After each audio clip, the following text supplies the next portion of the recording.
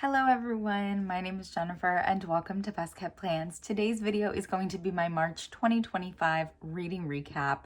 If you're interested in seeing what books I read last month, please stick around.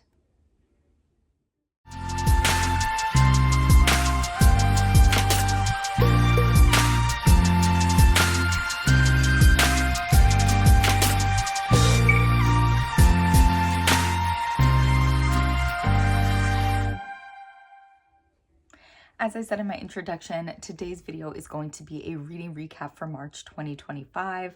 I know this video is coming pretty late, and that's because I have not filmed any videos since February 2025. I went on vacation at the end of February. I didn't get back until a week into March, and things have just been way too crazy with life and with work.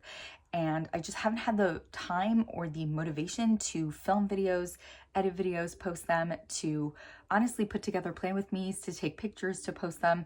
And so I'm hoping that filming this video today and some others that I want to film gives me the motivation to post them and to start taking pictures and posting on Instagram again. We'll see what happens. I do actually have to start this video with talking about a few books that I read in February 2025. I filmed my February 2025 reading recap early because of the vacation that I was going on. And so because I have so many books I want to talk about in the month of March, I'm not going to go into any tips of detail about the last few books I read in February 2025. I'm just going to say their name and my rating for them. The first book is Clarity and Connection by Young Pueblo. I have a physical copy of this. I feel like this is a combo of poetry and self-help in the best kind of way, and I gave this 4 out of 5 stars. Next, I ended up listening to Two Can Play by Ali Hazelwood. This is a novella audiobook that she came out with. I really enjoyed it. I gave it 3.5 out of 5 stars. Next, we have Inward by Young Pueblo, which again, I thoroughly enjoyed. I ended up giving it 4 out of 5 stars. Then I listened to and read the next book in the Addicted series that I haven't read yet, which was Thrive by Krista and Rebecca Ritchie. I gave that 3 out of 5 stars. And the last book that I ended up reading in February was Lights Out by Navessa Allen. Thoroughly enjoyed it, more than I thought I was going to, and I gave it 4 out of 5 stars. We are now going to start talking about the books that I read in March 2025, and I did want to start out with a few stats. I read a total of 11 books. 0 of them were physical reads on their own. I had 1 completely digital read. I had 2 that were just audiobooks, and then I had 8 books that I read a combination. I read a total of 4,879 pages. My average rating was 3.82. I read or listened to 2 ARCs or ALCs. I had 5 books that contributed to reading challenges. I read 8 books off of my physical TBR, which is exciting, and I borrowed 1 book from the library. The first few books that I read in the month of March, I read while I was on vacation, and I was definitely looking to read things that were a little lighter and fluffier that I didn't have to devote a ton of energy to. And the first one was The Front Runner by Elsie Silver. This is part of her Gold Rush Ranch series. I liked this book. I didn't love it. Reading it helps to understand just how far Elsie Silver has come as an author. I'm enjoying reading the Gold Rush Ranch series, but it's definitely not my favorite books by Elsie as an author. I ended up giving this 3 out of 5 stars. And then the second book that I read while I was on vacation was the 4th and final book in the Gold Rush Ranch series, which is A False Start. This is an age gap, which I'm never really a big fan of. It's just not a trope that usually works for me. And so I ended up giving this 3 out of 5 stars as well. The next book that I picked up was one I have been very, very excited to read because I've heard a lot of really great things about it. And that book is Spark of the Everflame by Penn. This is the first book in a series. I was definitely pulled into this story very quickly and very easily. I liked our female main character. I liked our male main character. I liked the side characters. I liked the overall plot. And I think this was a really great introduction to a fantasy world. So I ended up giving this 4 out of 5 stars. The beginning of March 2025 was definitely very very Elsie Silver heavy. After finishing Spark of the Everflame, I ended up picking up Wild Side by Elsie Silver, which is the third book in her Rose Hill series, which is her current series. I was fortunate enough to receive a physical arc from Bloom, so thank you so much to them for that. This book definitely did not disappoint. It, to me, was such a great example of how to do a slow burn well and how to really devote the time to building up your characters, but also building up the platonic relationship between your two romantic main characters. I love the way Elsie did that in this book. I thought it was really, really great. And I did initially rate this as a 5 out of 5 star read. Upon further reflection, I do think it's more of a 4.5 out of 5 star, but I definitely thoroughly enjoyed it. And I would say it's my favorite book in the Rose Hill series so far. The next book that I picked up was a short little story, and that was Every Heart a Doorway by Seanan McGuire. I thought I said this author's name incorrectly when I did my March 2025 TBR, but as it turns out, you do pronounce the first name Seanan. And this is the first book in the Wayward Children series. I've been very excited to pick up this series and give it a try. And I really, really did enjoy this first book. I thought it was quirky and cute and interesting and mildly creepy, but in a way that like worked completely, even though we're dealing with characters that are children. Really happy I finally dove into starting this series. Next, I ended up picking up a read off Kindle Unlimited, and that is The Charlie Method by Elle Kennedy. This was definitely my least favorite book in the series. I didn't hate this, but I just think that it didn't quite work for me. I ended up rating it 3 out of 5 stars. I definitely felt like it was time to dive back into the Kindred Curse saga, and so I picked up Glow of the Everflame by Penn.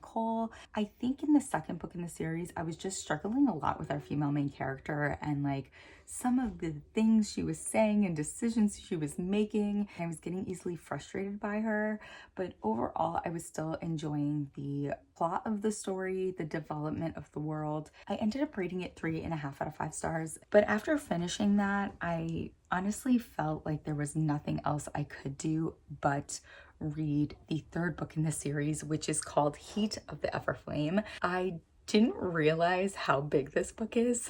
Like, I've seen it in the store since reading it, and I was almost in shock over how thick this is. This book is over 800 pages, and I will say that I really enjoyed it, and it didn't feel too long to me. I liked some of the development between our main characters in this story. I liked the overall development of what the series goal is and also what the challenges throughout this overall series are. I think it ended in a really, really interesting place. I went into reading this book not realizing that the fourth book in the series isn't out yet. I knew that the first books had been independently published and are now picked up by a traditional publisher. So I assumed that the fourth book in the series had already been written and released independently, and I was planning on figuring out a way to purchase it and read it that way. And unfortunately, it's not released yet. It doesn't even have a release date, which I'm really, really bummed about, but I did really like the third book in the series. It's definitely my favorite in the series so far. I gave it 4.5 out of 5 stars. At this point in March, I knew that I wasn't going to be able to read every book on my March 2025 TBR, but I was trying to be a little bit strategic about the books that I was picking up. And so the next book that I picked up was James by Percival Everett. I picked this up because I thought this was literary fiction.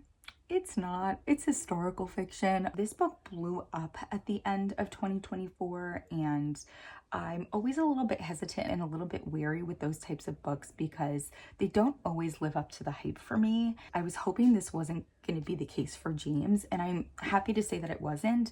I think this book is incredible. I think if you haven't read it yet, please read it. Even if you're not someone who likes historical fiction, I think that it's so well written that you cannot help but get sucked into the story. I listened to it as well as read the physical copy, and I definitely recommend the audiobook. The audiobook was so good. I gave this 5 out of 5 stars. Hands down the best book that I read in the month of March. After finishing James, I realized that I needed to figure out a literary fiction book to read for that challenge that I'm doing this year. And so I actually pulled off a bunch on my shelves and posted a couple stories on Instagram just to get people's feel for what they recommended based on what I had available to me. And a couple of people said that they really liked The Wedding People by Alison Espach. And so I decided to pick this one up. It's definitely a very interesting story. You're meeting our main character at a very challenging point in her life when she is really feeling at a low, and it's really interesting to see her and the way she interacts with people based on how she's feeling and where she thinks she's at in her life story. There is some romantic through lines which were not my favorite, but didn't actually put me off to this book like I was worried they were going to when the challenges of that become obvious to the reader. I enjoyed this so much more than I thought I was going to. I ended up rating it 4.5 out of 5 stars. The last book that I read in the month of March was an ARC that I had digitally, and that was The Sirens by Emilia Hart. Unfortunately, I was a little bit let down by this story. This was definitely a very unique story. We're dealing with a modern day story that has fantasy elements to it, that brings in lore. It's also got a past timeline to it. And I generally like stories like that, but I actually felt in this book that the past story was given a little bit too much time, and it kind of took away from the heavier hitting topics that were brought into the current timeline. That was a big disappointment for me and a big reason why I struggled with this book. I ended up rating it 3 out of 5 stars. And that is it for my March 2025 reading recap. In terms of my top 3 books of the month of March, number 1 was definitely James by Percival Everett, my 1 5-star read of the month. And because I initially rated this at 5 out of 5 stars, I did put my number 2 read as Wild Side by Elsie Silver. Again, I did re-rate this at 4.5 out of 5 stars. And then in the number 3 spot, I was really up in the air about 2 books, but I ended up deciding on The Wedding People because at the end of the day, I felt emotionally impacted by this story. So those are my top 3 reads. Again, I did not read every book that was on my March 2025 TBR. The 2 books that I didn't read were Alone with You in the Ether by Olive Blake and As Long as the Lemon Trees Grow by Zulfa Katao. They still are 2 books that I am very eager to read. And that's going to be it for this video. If you've read any of the books that I talked about in this video, please don't hesitate to put some spoiler-free comments down below. I love talking with people about books. And as always, everyone, please be safe. Bye-bye.